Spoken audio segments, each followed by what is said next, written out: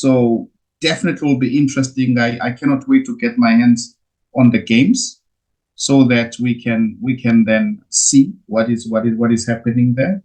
So yeah, that definitely is it started last week, and very exciting. Started with a bang. So yeah, we're going to monitor the D division very closely, and we really want to encourage the players in the D to try and get as many games as possible to us. Fantastic.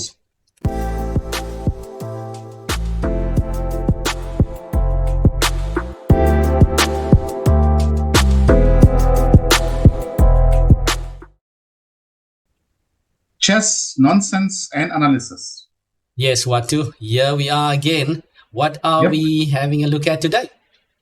Well, today we are looking at the third round of the league, the Cape Town League. So, yeah, very interesting results. And yeah, should we jump into the various sections and Yes. look at it? Sounds good to me. I'm keen to hear what happened in the past weekend. Yeah. So, yeah, first thing is that we got the D division started to make its way in. So yeah, the D division, very interesting division with a lot of interesting teams, and they played round one, and yeah, so there's no less than 30 teams in the D division, and they are playing over 6 points. Okay. Right. So let's see what the results were in the D. So Elsie's River C lost 2.5, 3.5 to Mitchell's Plain B. Then Mother City Chess Club beat ACLB 4-2. Blackjack C drew with Riley 3-3. Then Titans Chess Girls Club, very interesting. They unfortunately lost 0-6 against Invictus. Then Crossroads C lost 1-5 against City of Cape Town. Gugule 2A won against Grassy Park C 4-2. UWCB drew against UCTC 3-3. Two Nights Chess Academy B lost against CPUT B 1-5. Observatory Chess Club B beat MRL B 6-0. Steinitz F played against Steinitz G, and Steinitz F beat Steinitz G 4-2. Steinitz H lost against Steinitz I 0-5. Then Helderberg B lost against Helderberg A 1-5. Stellenbosch D drew against Stellenbosch E 2.5, 2.5. And then Belleville B beat Belleville C 6-0. Kraaifontein C beat Kraaifontein D 3.5, 2.5. So it seems to me like there are a number of teams that have fielded more than one team.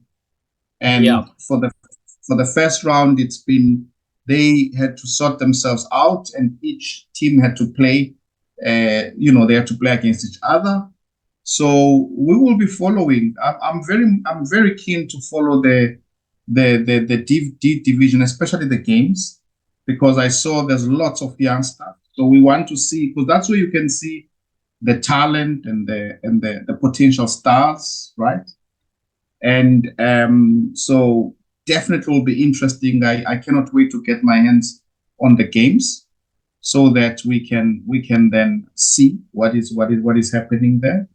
So yeah, that definitely is it started last week, and very exciting. Started with a bang. So yeah, we're going to monitor the D division very closely, and we really want to encourage the players in the D to try and get as many games as possible to us.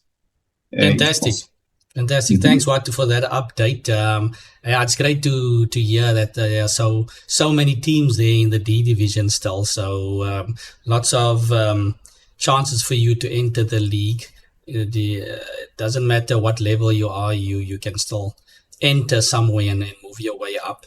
I think I heard you say Steinert's I. So I think if there's another division, it's probably JKLMNOP also, perhaps they have coming there. But certainly the viewers out there, we are definitely keen to get your games. So feel free to send them in, and we will join the analysis with you and see what we can do to help you to improve. So so that's the results for the D division. There's plenty of games still to come. What next? Are we looking at the C division next? Yes, we're looking at the C division. And so the C division, round 3, the 2 Knights played against Steinert C and they lost 2-4. Kraaifontein B, one of the main teams in that division, they beat Steinert E 4.5, 1.5. Zutari A beat Manyanani C 3.5, 2.5. Grassy Park B lost against Elsa's River B 2-4. Blackjacks B, another important team. Important in terms of team we're watching. Contenders, let's put it that way, rather. So Blackjacks B beat Crossroads B 5.5. Okay. Very good score.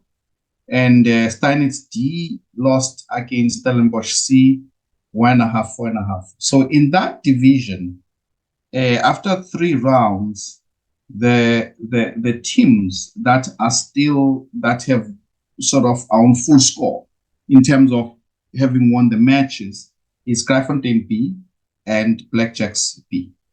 So these are the teams that seem to be fighting for the promotion. It will be very interesting to see when they meet Kraaifontein B and Blackjacks B, who's going to then take over and lead the division.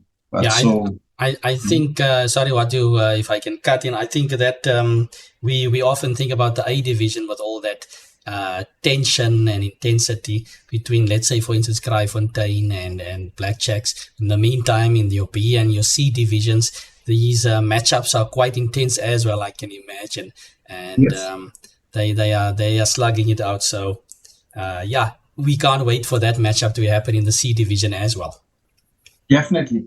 And then what we're going to do then, we're going to jump over the B because we'll go back to the B because one of our main game is actually from the B.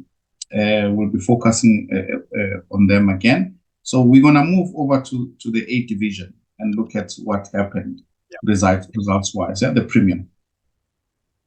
So in the A, round 3, Cape Town A beat UCT A 5-3, good result. Then Kraaifontein A beat Elsa's River 7.5, big score. Kraaifontein is on a roll, right? Yeah. Yes. Then Steinitz A beat MRL A 5-3, good results for Steinitz. And then a big one because Manyanani A. So, 2 of the favorite teams. Manyanani A played against Stellenbosch A, and Manyanani edged Stellenbosch 5-3. So, also very good one there for Manyanani. Yeah. Then Blackjacks A beat Crossroads A 5-3. And actually, that match, I was watching, it was almost an upset because I was watching on board 1. On board 1, Charlton blundered something, and then on board 2, Sandiso was actually much better against Jiran Brav. Okay. And maybe close to winning, big advantage for sure. And I think he fluffed it at some point, and it was, I think, drawn. And then another very important match lineup was Tando. I think on board 4, he was playing against Miasta, the younger, Tiziano.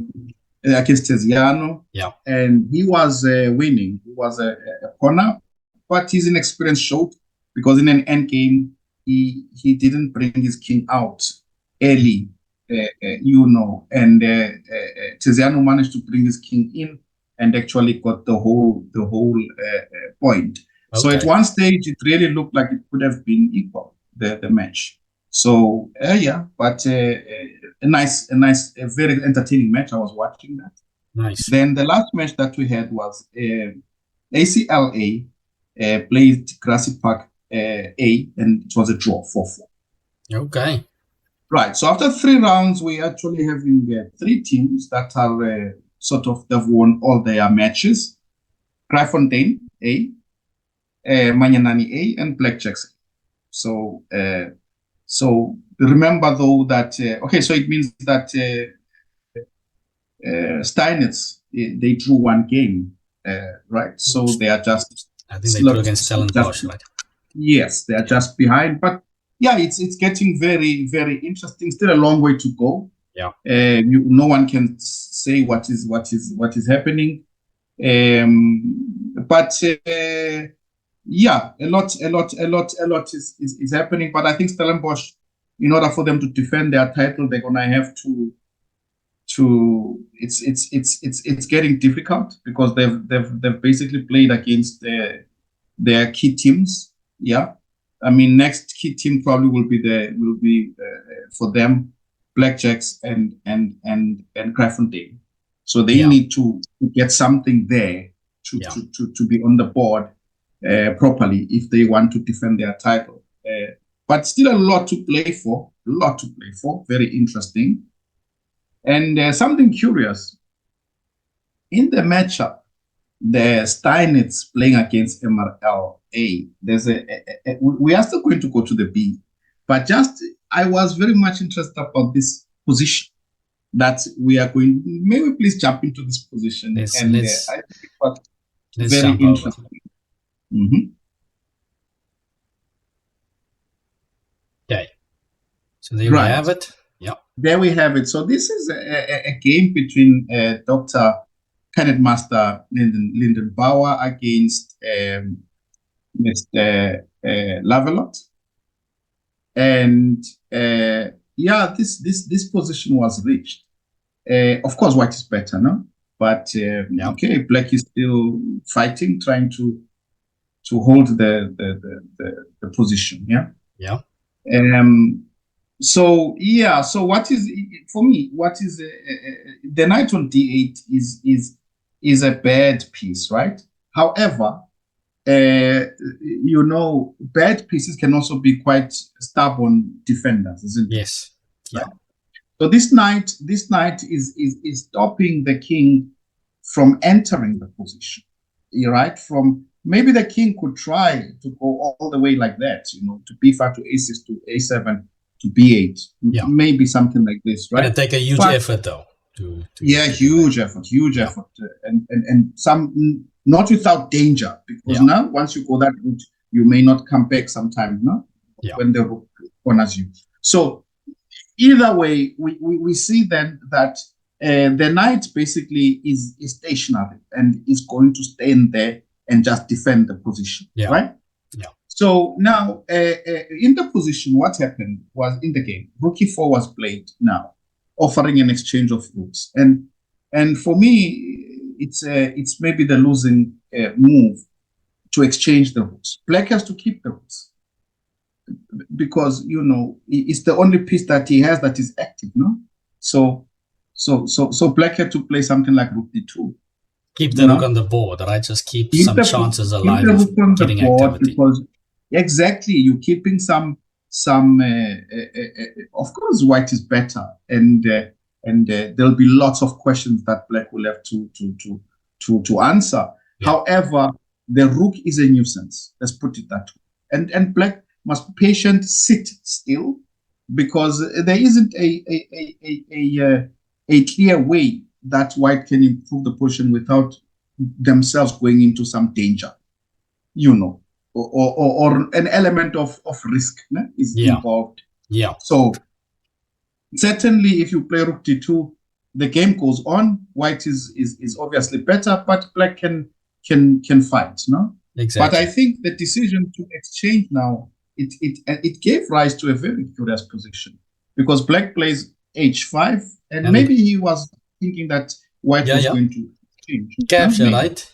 Maybe take over Maybe. there, and then let's show the viewers. Perhaps black was expecting this. You have some counterplay, and the knight could actually one day still become active somehow. Exactly. Right. And maybe, and actually, this blind spot may have been created by the fact that in the end game, we know that the opponent does not want you to create a protected passport. Yes. Right. So maybe just some temporary blindness, tired, fatigue, or whatever the case is. And these are simple things that you could miss, no? Where you just miss that, okay, I have a protected passport, but so what? Yeah. The problem now is that you are starting now to get into some Zugzwang position, because now look, only the king is moving, and the knight now is stuck. And now after king b8, it's actually a very study-like position now, because now the king cannot move because the pawns are falling. Yeah. Now you have to go knight h8. Okay. And now bishop e6 is played. And now you cannot move anything, right? Wow. So nice. Yeah. So tried. Okay, now this is desperation, and then resigned. Bishop comes back to stop the pawn, right? Yeah. Yes, the bishop comes back, and it was quite, So yeah. That was just a painful loss, of course, for MRL, but I think definitely a learning moment, because then next time one should know, okay, I must keep one of the pieces to be a little bit active, isn't it? Yeah. I think, of course, like you said, George perhaps felt a bit of fatigue, but that's what the game is about. So he missed that one. And yeah, for sure, he needed to keep the active piece on the board. Well done to Dr. Boa for finding such a beautiful finish there in the end. Interesting stuff. Watu well spotted there in the A division. And MRL having a tough time. We're looking forward to MRL getting onto the scoreboard. Yes. So yeah, good luck to them as well for the rest of the games. Definitely. Okay. So now we go to the B. So B division results. So the B division results, Manyanani B against Stellenbosch B. Stellenbosch B won 5.5, big score. Then Steinitz B beat Capablanca A 5-1, another big score against the big score. Yeah. Then Mitchell's Plain A against UWC A. Mitchell's Plain lost 2.5. They lost. Okay. So because I remember actually in one of the comments, Kenny Willenbeck wrote actually that UWC is going to get stronger since many of their players were on vacation. And they're going to be making their way back, and they're going to strengthen their team slowly. So it seems like he knows exactly what he was talking about. Yeah. Because now, okay, they get on the board, right? With a win against Mitchell's Plain. Yeah, good one for them. Good win. Delft A played against Drakenstein Dragons, and Delft won 4-2. Good win. Belleville A beat CPUTA 4.5, 1.5. Another good result for Belleville A. And then Observatory against UCTB. Observatory lost 2.5, 3.5. So now, in the B division, the sides that have not, it's that a three horse race, so to speak. So Steinitz B is in the mix, Delft A is in the mix, and so is Belleville A. So these are the three main teams there, and fighting for promotion. And we want to see, can Steinitz be managed to defend their title, or are there other contenders going to have a say in it? Yeah. Of course, yeah, that sounds like the race they want to for the current moment. But of course, Steiners B would want to defend their title, but the other two teams surely know that they got that extra boost. They want to go to the A division, right? So even if Steiners B won the division, they still are fighting for promotion on the other side, as Steiners already has a team in the A division. So, no, definitely. But you see, what you have to remember is that, but now it's not a time to be complacent, because remember, UWCA is another big hitter. But as we had seen, they didn't have apparently many of their players back. Things are still going to heat up, yeah. Yes, if they beef up their squad, and then I'm expecting them to also jump in there, and have a big say in terms of what is going to happen. So it's really each division is very, very exciting. Yeah, this one sounds interesting. Yeah, extremely interesting. And actually, one of the games we're going to see is a game that was sent to us from this key match between Steinitz B against Capablanca A.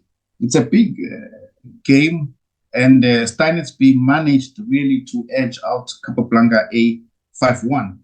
Very good score, right? Very good score against a very good team.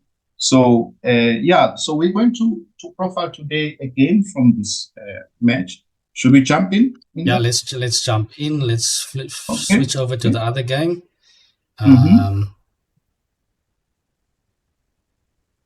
So here we are. Yeah. Who are we looking at? This is round 3, Steinitz B versus Capablanca A. We have Ashley Schuler. Ashley, Mr. Schuler is in the house here with the white pieces versus Virgil Fritz. Mr. Virgil Fritz. Yes. So interesting clash we have over here. Very interesting. And by the way, you see, Mr. Ashley Schuler actually playing in the B for Steinitz is it's actually beefing the squad, because he's always been a player who was playing in the Premier and picking up points. I think at one stage, if I'm not mistaken, he made something insane, like 10 out of 11 he once made in the Premier Division.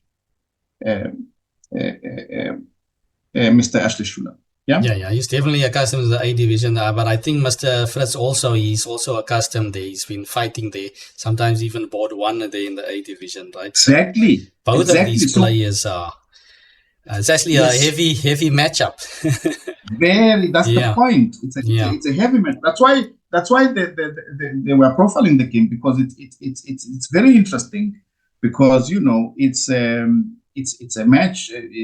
It's really anything could happen at a given day, depending on form and everything. But okay, let's get into the game. Yeah, let's do it. All right.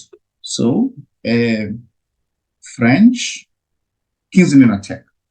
Yeah. Okay.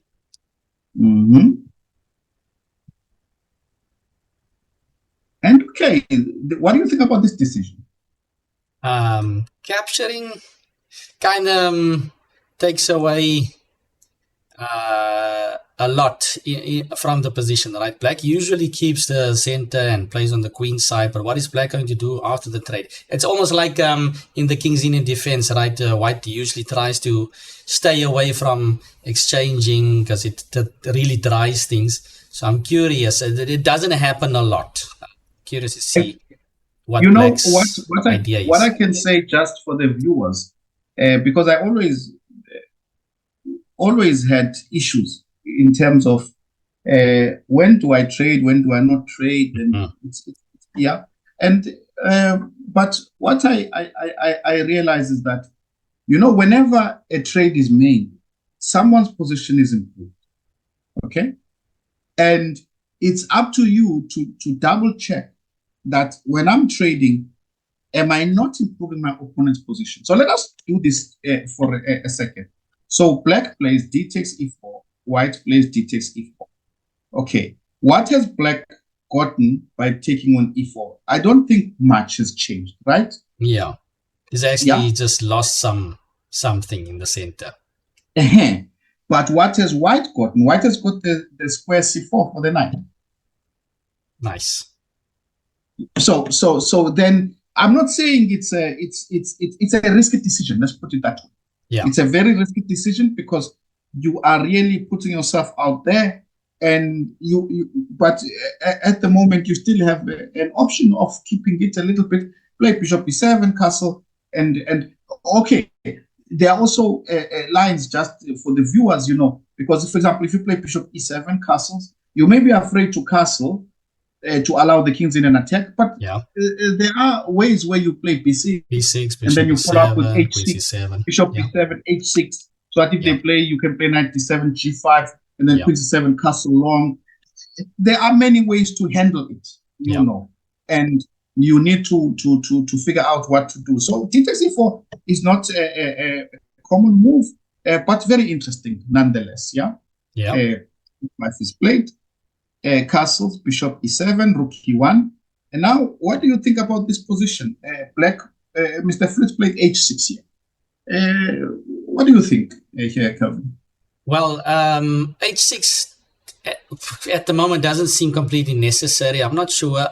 Perhaps black is preparing some bishop e6, but h6 certainly encourages white to go for this knight h4 and knight f5 idea, which is pretty standard in these King's Union defense or attack positions, where especially after you've castled, it makes it really difficult. Once the knight gets to f5, it makes it really difficult to play g6, as the h6 pawn is now already compromised. So yeah, they say you need to maybe you don't, if you don't have to push pawns in front of your king, assuming black is going to castle that way, then don't do it, because that gives white a little bit of something to work with over there. So perhaps black should have, okay, it's not absolutely essential now. Black can castle and then still see what's going on, right? And g6 would be easier to play if need be.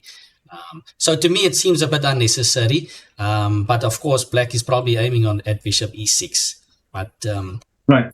f5 is waiting for the knight, I would say. Okay. So yeah, h6 was played. Let's see how white handles it. Pawn to c3, pretty standard, right? If you're talking about the pawn structure, King's Union players always want to take advantage of this, avoid the symmetry. Basically, there's a hole there in the structure, and white is saying, I'm going to take away that one. So not allowing the structure to be perfectly in symmetry. Queen e2, queen c7, and the knights are always maneuvering around in these structures, right? The knight's probably going places. A lot of options for the knight. Many. Castles and knight h4. There we go. Maybe, what do you think? Maybe here, I'm just thinking about it. Maybe because you've played h6, bishop e6, maybe it's not necessary to necessarily castle here.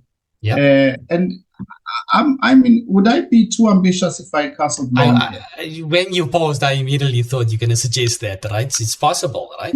It's possible. Yes, because just to mix it up. Because the point I'm making is that, look, I mean, okay, you will play a3 before, but I will play king b8 and just wait a little bit, right? And I also have some kind of some plan on the king side, yeah.